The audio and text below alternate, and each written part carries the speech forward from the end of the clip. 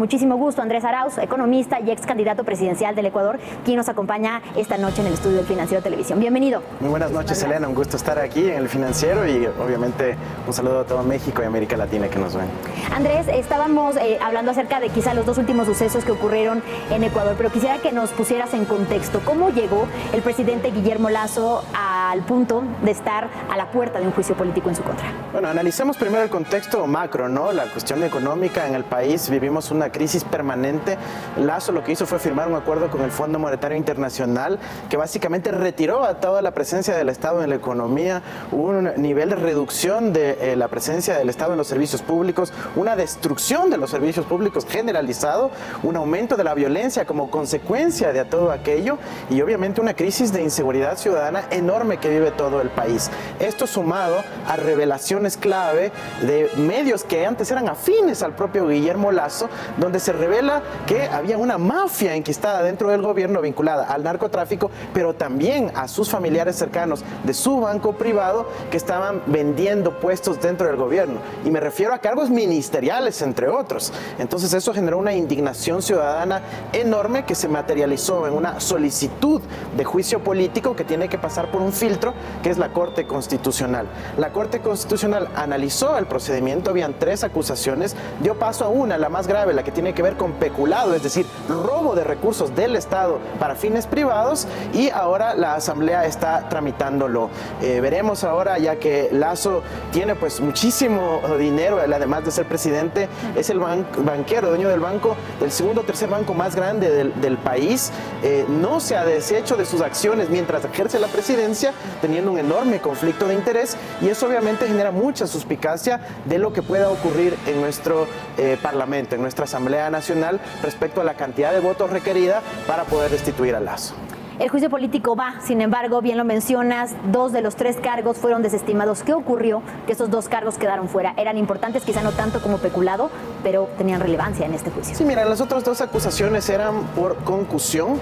Ese es un delito específico que implica básicamente intercambio de favores o sobornos explícitamente, y eso no llegó a demostrarse el vínculo específico con Guillermo Lasso, la persona, a pesar de que habían otros ministros y otras autoridades involucradas. En el otro caso, en cambio, en el de peculado, hay la evidencia que lo conecta directamente con la persona Guillermo Lasso, porque hay documentos, comunicaciones, cartas, llamadas telefónicas, visitas a su oficina, en donde se evidencia una participación de él en el caso Amazonas Tankers y otros, que es básicamente la flota petrolera ecuatoriana. En el Ecuador, la exportación del petróleo nacional se realiza a través de buques, de barcos de propiedad del Estado ecuatoriano o los que arriende el Estado ecuatoriano. O sea, y es en ese arrendamiento donde hay la evidencia que lo vincula directamente a Lasso. ¿Esto es histórico en Ecuador, que un presidente sea llevado a juicio político? Es histórico, es la primera vez que se lleva a cabo a ese nivel. Hemos tenido otros procesos de destitución, pero no por la causa de juicio político, que significa que hay un proceso de fiscalización con evidencia, con debido proceso, perfectamente ajustado al marco constitucional ecuatoriano, pero que además de, digamos, el proceso jurídico en sí mismo, genera una pequeña luz de esperanza, ¿sí?, para los ecuatorianos que están viviendo una de las peores crisis que han vivido pues en toda su historia republicana. Tenemos los niveles de homicidios más altos de la historia, de los más altos en la región, una crisis permanente en términos de desempleo y destrucción de los servicios sociales y públicos. El éxodo, la migración de los ecuatorianos ahora está llegando a niveles que nada más nos recuerdan al feriado bancario, la crisis bancaria de los fines de los 90, en donde también fue Guillermo Lasso el protagonista en el gobierno de la democracia cristiana en 1998. Y esto después cabe decir de que Ecuador fue punta de lanza, ¿no?, o ejemplo a nivel regional durante mucho tiempo. Eso es lo que le genera más indignación y rabia a los ecuatorianos, que el Ecuador en el proceso de la Revolución Ciudadana con Rafael Correa a la cabeza fue el segundo país más seguro de toda América Latina. Y no solo tuvimos seguridad física, sino tuvimos un desempeño económico increíble, becas para los estudiantes que puedan ir a las mejores universidades del planeta, tuvimos oportunidades, sueños, tuvimos retorno de los migrantes que habían abandonado su patria a finales de los 90, volvieron a apostar al Ecuador y trajeron su capital, sus ahorros e invirtieron y le apostaron al país. Y ahora esta nueva tragedia en donde tenemos los ecuatorianos que nuevamente están saliendo por cientos de miles, cruzando la selva del Darién, incluso superando a otros países también con éxodos migratorios, pero la diferencia es que el Ecuador no es objeto de sanciones, de embargos, de bloqueos económicos, sino una enorme ineptitud y negligencia del gobierno de Lasso. Hablabas de proceso de fiscalización. Hay quienes alertan que la Comisión de Fiscalización, iba a decir Congreso, la Comisión de Fiscalización podría querer boicotear este proceso. ¿Qué sabes tú al respecto y qué viene para Lasso? Absolutamente. La Comisión de Fiscalización está presidida por un asambleísta